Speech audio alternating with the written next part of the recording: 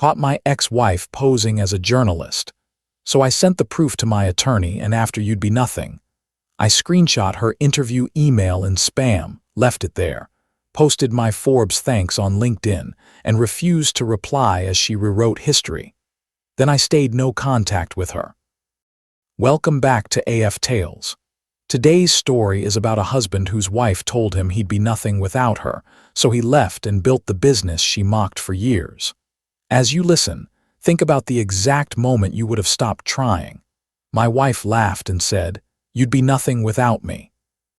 I still remember how casual she sounded, like it was a simple fact and not something that could cut a person in half. I asked her about couples therapy, hoping we could fix whatever had been breaking between us. She didn't just disagree. She laughed out loud. Looking back, that laugh told me everything. Not just about her, but about what I had been allowing for way too long. I'm 38 now, and I spent 12 years married to someone who made me feel like I was lucky she even looked in my direction. It didn't happen all at once. It was slow, little comments, dismissive looks. Eye rolls that said, without words, "You're not impressive." Over time, I started believing it, and that's the scary part. When someone chips away at you long enough, you stop noticing the damage. You start calling it normal. My wife came from money. Not insane generational wealth, but comfortable, upper-middle-class parents. They paid for her MBA at a top program and helped us with a $60,000 down payment on our house. She worked in corporate marketing for a Fortune 500 company and made around $140,000 a year. I made about $85,000 as an IT project manager at a mid-sized tech company. It was a solid job, good benefits, not struggling. But in her eyes, it was almost embarrassing, and she never let me forget it. Every big purchase turned into a reminder. Every vacation was her treat. Every financial talk ended with the same message. She was the reason we had a good life. I didn't even argue with her about it anymore. I just swallowed it and tried to be grateful. If you're listening to this and thinking, "Why didn't he push back?" I get it. But when someone trains you to feel small, you don't fight. You try harder to earn basic respect. For years, I talked about starting my own software consulting business. I'd been in my field for about 15 years. I had real skills in enterprise systems integration. I had connections. I had clients who had literally told me, "If you ever go independent, call me." But every time I brought it up, she got this specific look. Part pity, part amusement. "Babe," she'd say, "you're not an entrepreneur. You're a worker bee. Nothing wrong with that, but let's be realistic about who you are." That phrase was her favorite. Let's be realistic. What she meant was, stay in your place. The marriage had been dying for a long time before I admitted it. We hadn't been intimate in over 14 months. Our conversations weren't really conversations anymore. They were transactions. Who's getting groceries? When's the car getting serviced? Did you pay the electric bill? She started taking girls' trips, and the details were always vague. Then there were work conferences that suddenly required overnight stays more often than they used to. I didn't have proof of cheating. I'm not going to claim that, but I did have proof of distance. The emotional gap between us wasn't a crack anymore. It was a canyon. There's a point where a relationship stops feeling like two people on the same team. It starts feeling like two roommates keeping score. 3 months ago, we had another silent dinner, both of us staring at our phones like strangers, and I finally said it. "I think we need couples therapy." I meant it. Even after everything I wanted to try, I believed in commitment. I believed people could change. She laughed, not an awkward laugh, not a nervous laugh, a real, amused laugh. "Therapy for what exactly?" she said. "So you can complain to some stranger that I don't validate your little dreams enough." I told her, "Our marriage is falling apart. I thought maybe we could work on it." She leaned back like she couldn't believe I was still talking. "Our marriage is fine," she said. "You're the one who's unhappy because you're stuck in a job you clearly hate and you're too scared to do anything about it.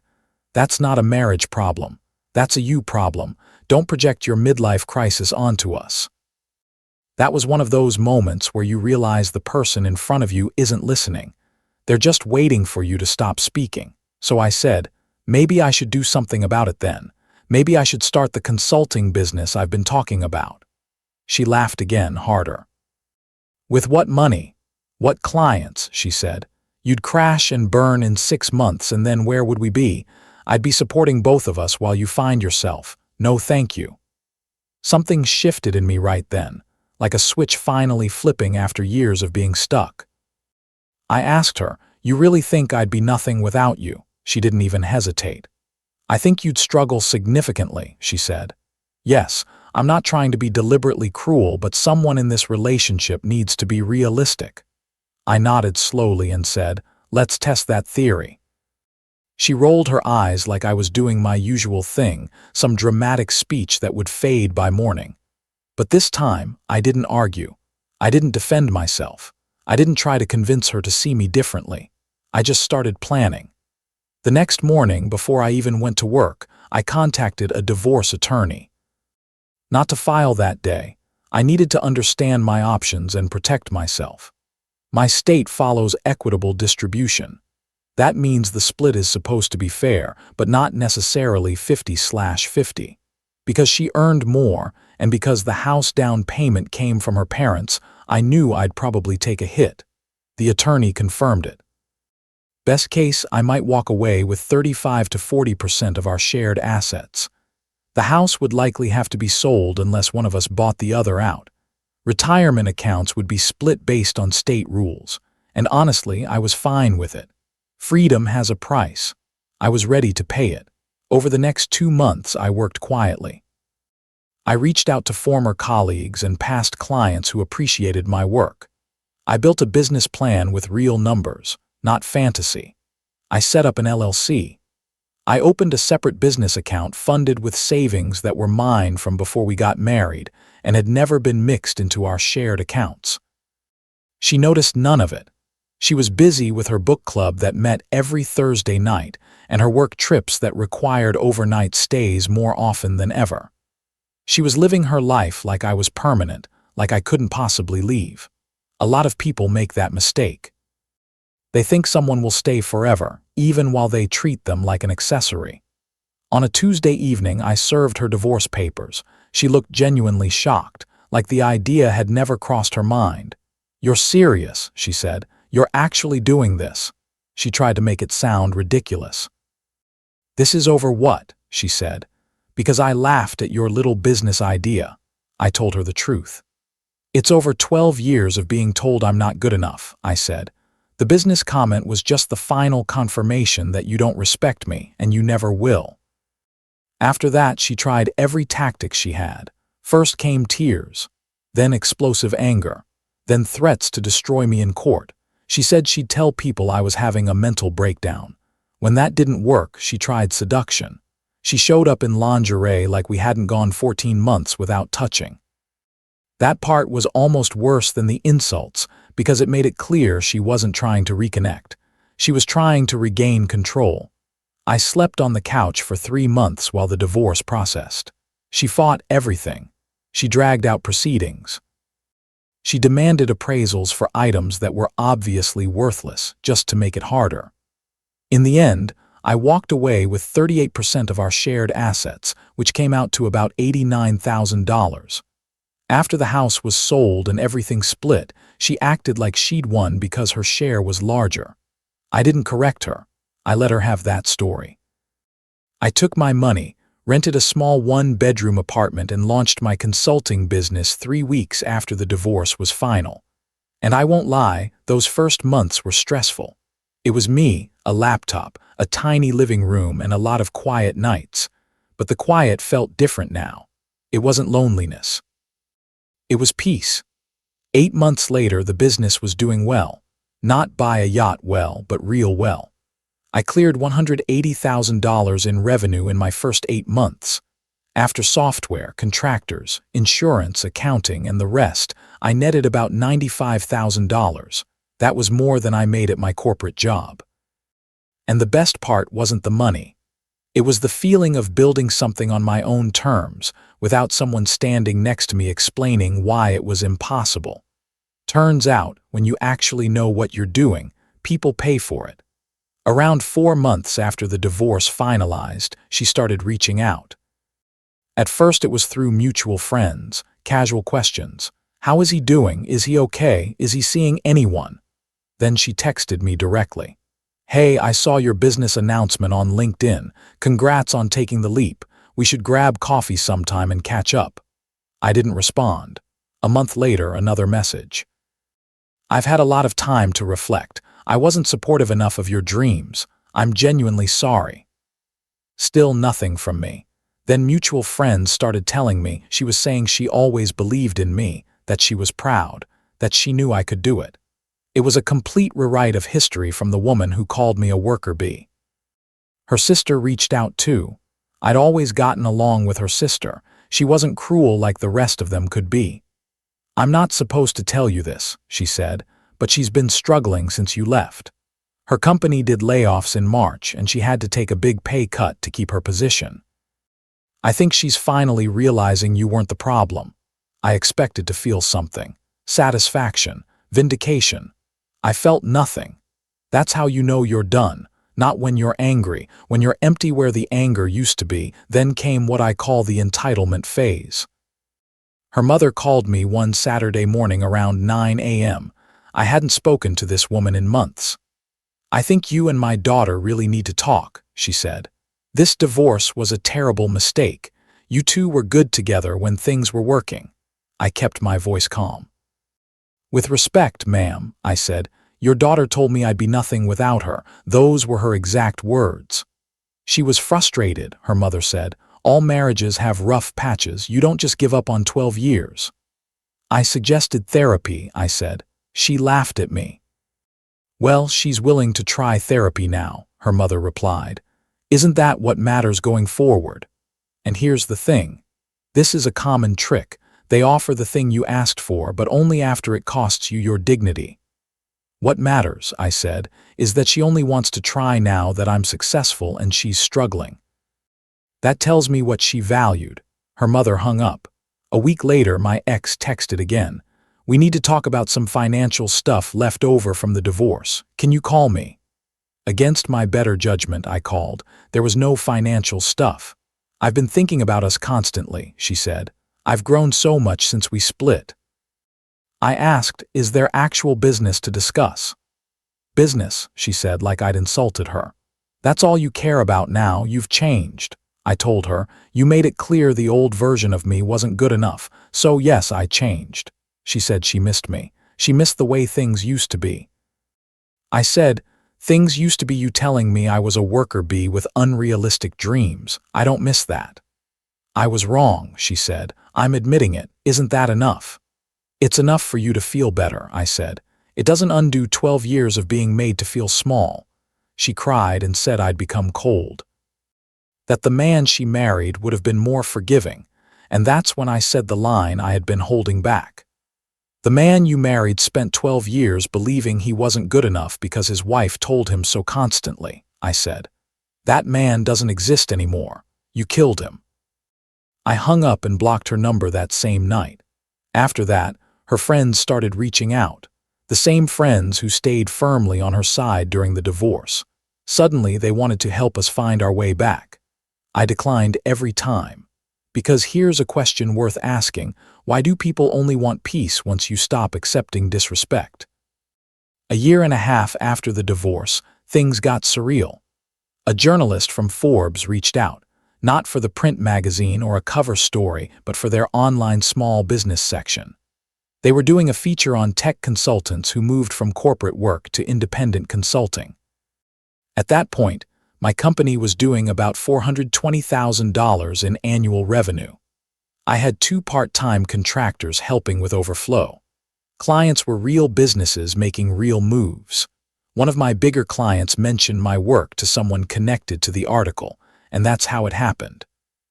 The interview was a video call, about an hour. I talked about leaving corporate work at 38, starting from scratch, building trust through quality and reliability. When she asked what motivated me, I gave the clean version. I realized I wasn't living up to my potential, I said, and needed a fundamental change. 2 weeks ago, the article published. My name. My company, professional photos, a piece on the Forbes website, and even though it wasn't a cover story, it was still Forbes. It felt strange to see my life summarized like that. Within 2 days, I had 3 new client inquiries that referenced the article. My LinkedIn lit up. Old coworkers congratulated me. Then yesterday morning, I was catching up on business email when I noticed something in my spam folder. An email from my ex-wife sent to my business address, which is listed on my company website. Subject line: Interview request, journalist inquiry. She claimed she was writing a piece about relationship dynamics and career success for a publication she didn't name. She wanted to interview me about how my personal journey affected my business growth. She was pretending to be a journalist to get me to respond. At that point, if you're wondering whether that crosses a line, ask yourself this: if someone has to fake a new identity just to get your attention, do they respect you, or do they just want access? I screenshot the email and sent it to my attorney just in case I ever needed documentation. Then I left it in spam. That same day, her sister texted me. She saw the Forbes article. She's not handling it well. I'm worried about her mental state. I didn't respond. Her mother called too. Blocked number, so it still came through. You need to talk to her, she said. She's been crying for days. You're being deliberately cruel. I'm not being anything, I said. I'm living my life. She can live hers. She made one mistake, her mother said. You're going to punish her forever over one comment. It wasn't one comment, I said. It was 12 years. Her mother called me heartless and said success made me arrogant, but here's the truth. The success didn't change me into someone new. It just gave me clarity. For 12 years, I believed I was the weak link, that I was lucky to have someone out of my league who tolerated me. Now I know that wasn't true, and I didn't need Forbes to prove it. I proved it to myself the moment I left and built something real. Then a mutual friend reached out, one of the few who stayed neutral. I have to tell you something, he said. It's getting weird. Your ex has been telling people you two are working things out, that the Forbes article was your way of proving yourself to her, and you're planning to reconcile. So she was building a whole new story where she was still part of my life, still part of my success. That evening, I made a simple LinkedIn post. I thanked Forbes for the feature. I mentioned independence, self-discovery, and learning to trust my vision, especially when others doubted it loudly. I ended it with a line for anyone who's ever been told they're not entrepreneur material. I didn't name her. I didn't attack her. But everyone who knew our history understood what it meant. Her mother emailed my business address the next morning. That post was petty and unnecessary, she wrote. You're publicly humiliating my daughter. I didn't respond. 2 days later, another email hit my spam folder, different address, same writing style, my ex again. I know I don't deserve your forgiveness, she wrote, but please, can we talk once? I need you to understand I'm proud of you. That I always saw your potential. Always saw my potential. The woman who said I'd crash and burn in 6 months. The woman who laughed when I asked for therapy. The woman who told me I'd be nothing without her. The rewriting of history was bold, I'll give her that. But I wasn't angry anymore. I felt free. The business is thriving beyond what I first expected. I'm dating casually. Nothing serious, just meeting people who see me for who I am now, not who I was trained to believe I was. According to her sister's last message before I stopped responding to her too, my ex is in therapy now. She took another pay cut at work last quarter. She's living in a smaller apartment since she couldn't afford the house payments alone after the sale. She's not ruined. She's not destitute. She's just ordinary. Living an ordinary life she once acted like was beneath her, while she used me as a tool to feel superior. The Forbes article sits framed in my home office now. Not because I need outside validation, but because it reminds me of something simple. The only belief that really matters is your own, and that fake interview request is still sitting in my spam folder. I think I'll leave it there permanently. Some emails don't deserve responses. Some chapters just need to end. Here are the lessons I'd take from this. Lesson 1. Disrespect that shows up as jokes and being realistic is still disrespect. If it happens for years, it will change how you see yourself. Lesson 2. If someone only offers care, therapy, or kindness after they lose control of you, it's not growth. It's damage control. Lesson 3. You don't need revenge to move on. Sometimes the best ending is simply building a life where their opinion no longer matters. Lesson 4. People who rewrite history usually want one thing: access, not accountability. Lesson 5. Your confidence may not come back through motivation. It may come back through action, one steady step at a time. So let me ask you, what would you have done after that laugh at the dinner table? And if you were in his place, would you have ever answered that email from the spam folder?